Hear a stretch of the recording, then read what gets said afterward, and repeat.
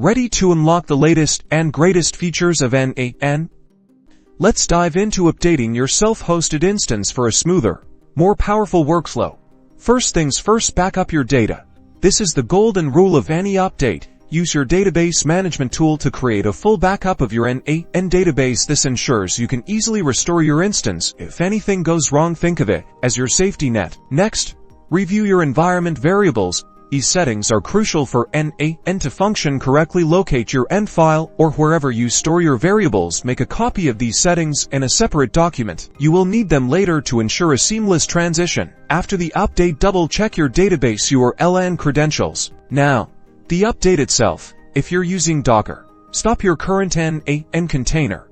Then pull the latest N8n image from Docker Hub. Finally, recreate the container with the latest image, making sure to use the same environment variables you saved earlier. Docker makes this process super simple. If you installed N8n via npm, uninstall the current version, and then install the latest version globally using npm. This method requires a bit more manual configuration, so be extra careful with each step.